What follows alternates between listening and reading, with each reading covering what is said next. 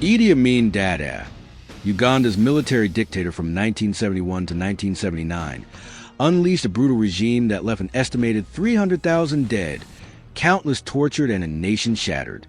His atrocities included mass executions, ethnic purges, torture chambers, and the expulsion of 80,000 Asians, crippling Uganda's economy. In this documentary, we'll dissect Amin's horrors through the lens of psychology and psychoanalysis, probing the mind of a man dubbed the Butcher of Uganda. Why Idi Amin? Why dive into the abyss of a tyrant whose name still chills the blood? Amin's crimes weren't just savage. They were a psychological spectacle, a twisted performance of power, paranoia, and sadism that makes him a prime case for unraveling the psyche of a dictator. Picture this. Kampala, 1977. The State Research Bureau's basement reeks of blood and fear.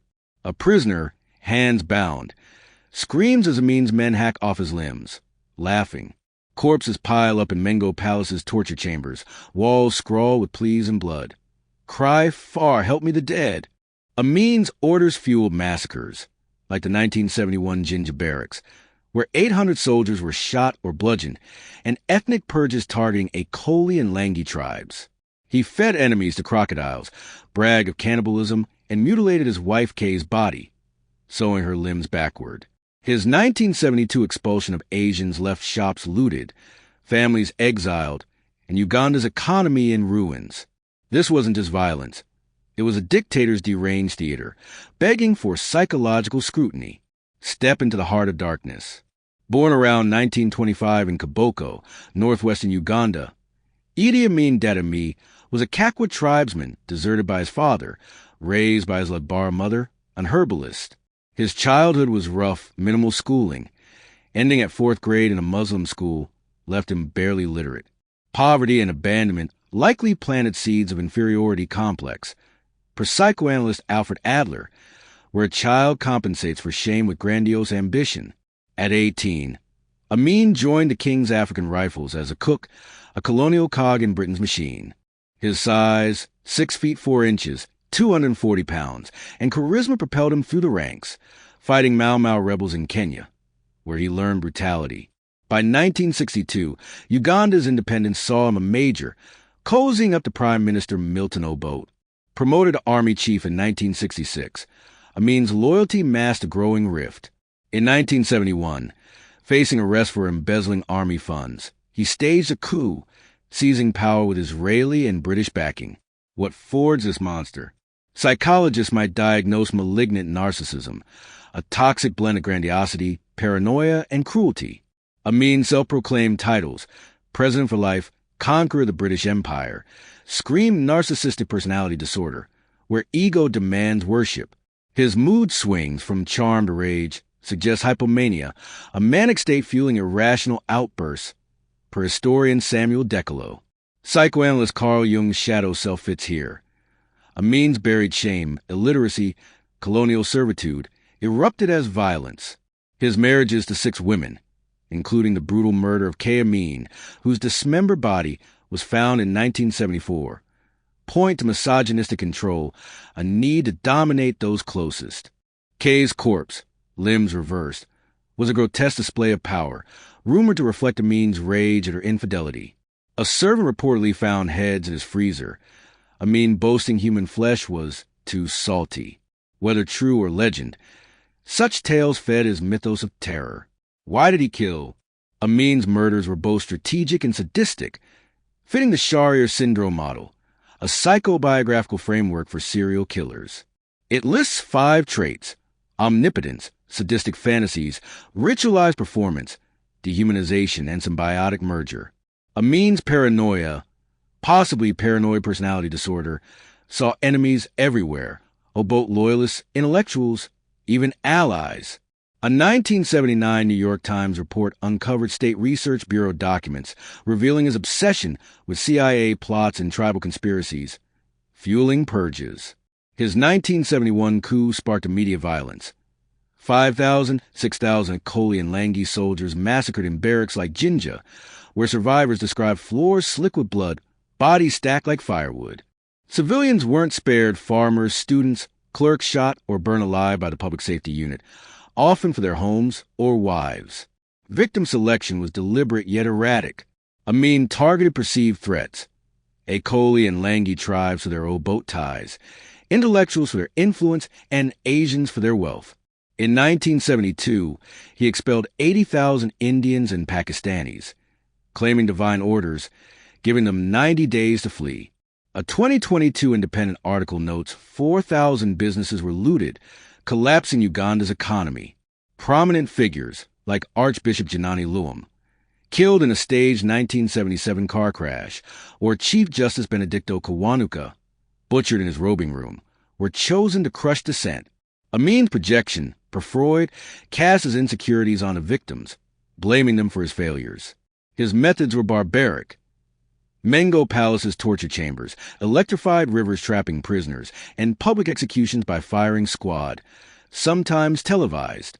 A 1979 World Vision report quotes a Masaka eyewitness. They'd bind them, shoot them, or set them on fire. I heard screams for mercy that never came.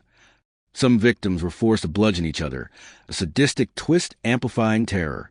The State Research Bureau was Amin's killing machine, a murder factory, in Kampala's pink Nakasero building. A 1979 World Vision article described as horrors. Offices turned into torture chambers where agents strangled, shot, or beheaded victims. Up to 20 died daily. Anglican pastor George Laquia, a rare survivor, told World Vision, "They beat me with rifle butts high on drugs, demanding confessions I couldn't give." Amin's men used sledgehammers, machetes, even dynamite like the 1971 Makindye prison explosion, killing 32 officers crammed in a cell. Rumors of cannibalism, like drinking enemies' blood, tied to Kakwa tribal rituals, added to his myth, though unproven.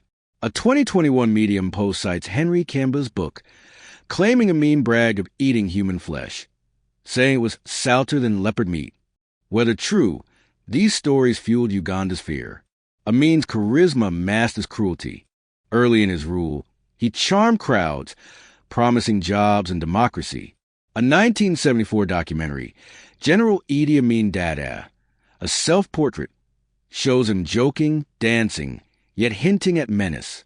Director Barbara Schroeder noted, "He's joking if he has an audience, but his humor hid a sadistic streak." His 1976 Entebbe raid support for Palestinian hijackers, followed by executing airport staff and 200 Kenyans, showed his recklessness.